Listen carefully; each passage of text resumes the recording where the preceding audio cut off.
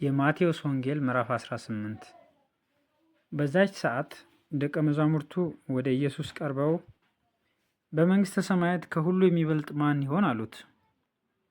ሕፃንም ጠርቶ በመካከላቸው አቆመ፣ እንዲህም አለ፣ እውነት እላችኋለሁ ካልተመለሳችሁ እንደ ሕፃናትም ካልሆናችሁ ወደ መንግሥተ ሰማያት ከቶ አትገቡም።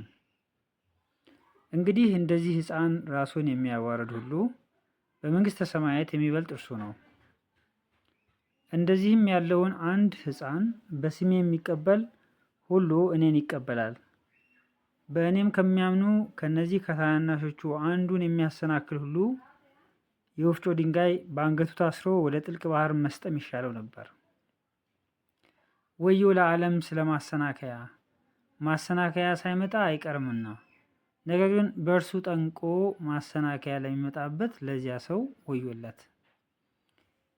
እጅህ ወይም እግርህ ብታሰናክልህ ቆርጠህ ካንተ ጣላት።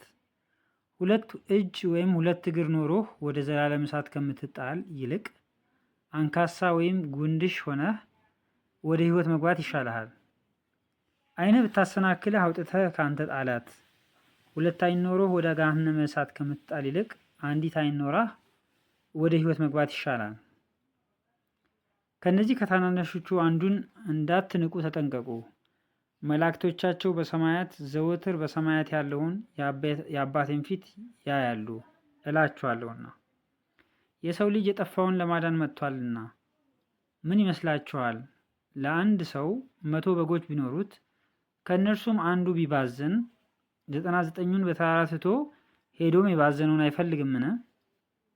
ቢያገኘውም እውነት እላችኋለሁ ካልባዘኑቱ ከ99ኙ ይልቅ በእርሱ ደስ ይለዋል። እንደዚሁ ከነዚህ ከታናናሾቹ አንዱ ቢጠፋ በሰማያት ያለው አባታችሁ ፈቃድ አይደለም። ወንድምህን ቢበድልህ ሄደህ አንተና እርሱ ብቻችሁን ሆናችሁ ውቀሰው። ቢሰማህ ወንድምህን ገንዘብ አደረግከው። ባይሰማህ ግን በ2 ወይም በ3 ምስክር አፍ ነገር ሁሉ እንዲጸና ዳግመኛ 1 ወይም 2 ከአንተ ጋር ውሰድ። እነርሱንም ባይሰማ ለቤተ ክርስቲያን ንገራት። ደግሞም ቤተ ክርስቲያን ባይሰማት እንደ አረመኔና እንደ ቀራጭ ይሁንልህ። እውነት እላችኋለሁ በምድር የምታስሩት ሁሉ በሰማይ የታሰረ ይሆናል፣ በምድርም የምትፈቱት ሁሉ በሰማይ የተፈታ ይሆናል። ደግሞ እላችኋለሁ ከእናንተ 2ቱ በምድር በማናቸውም በሚለምኑት ነገር ሁሉ ቢስማሙ በሰማያት ካለው ከአባቴ ዘንድ ይደረግላቸዋል። 2 ወይም 3 በስሜ በሚሰበሰቡበት በዚያ በመካከላችሁ እሆናለሁና። በዚያን ጊዜ ጴጥሮስ ወደ እርሱ ቀርቦ ጌታ ሆይ ወንድሜ ቢበድለኝ ስንት ጊዜ ልተውለት?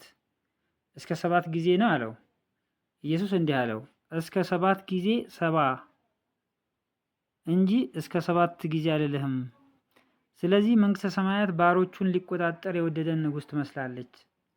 መቆጣጠርም በጀመረ ጊዜ እልፍ መክሊት ዕዳ ያለበትን አንድ ሰው ወደ እርሱ አመጡ። የሚከፍለውን ቢያጣ እርሱና ሚስቱ ልጆቹም ያለውም ሁሉ እንዲሸጥና ዕዳው እንዲከፈል ጌታው አዘዘ። ስለዚህ ባሪያው ወድቆ ሰገደለትና ጌታ ሆይ ታገሰኝ፣ ሁሉንም እከፍላለሁ አለው። የዚያም ባሪያ ጌታ አዘነለትና ለቀቀው፣ ዕዳውንም ተወለት። ነገር ግን ያ ባሪያ ወጥቶ ከባልንጀሮቹ ከባሮቹ 100 ዲናር ዕዳ ያለበትን አንዱን አገኘና ዕዳህን ክፈለኝ ብሎ ያዘና አነቀው። ስለዚህ ባልንጀራው ባሪያ ወድቆ ታገሰኝ ሁሉንም እከፍላለሁ ብሎ ለመነው። እርሱም አልወደደም፣ ግን ሄዶ ዕዳውን እስኪከፍል ድረስ በወህኒ አኖረው። ባልንጀሮቹ የሆኑ ባሮችም ያደረገውን አይተው እጅግ አዘኑ። መጥተውም የሆነውን ሁሉ ለጌታው ገለጡ። ከዚያ ወዲያ ጌታው ጠርቶ አንተ ክፉ ባሪያ ስለለመንኸኝ ያን ዕዳ ሁሉ ተውሁልህ። እኔ እንደማርሁ ባልንጀራህ የሆነውን ያን ባሪያ ልትምረው ለአንተ ሳይገባህምን? አለው። ጌታውም ተቆጣና ዕዳውን ሁሉ እስኪከፍለው ድረስ ለሚሰቀዩት አሳልፎ ሰጠው። ከእናንተ እያንዳንዱ ወንድሙን ከልቡ ይቅር ካላለ እንዲሁ ደግሞ የሰማዩ አባቴ ያደርግባቸዋል።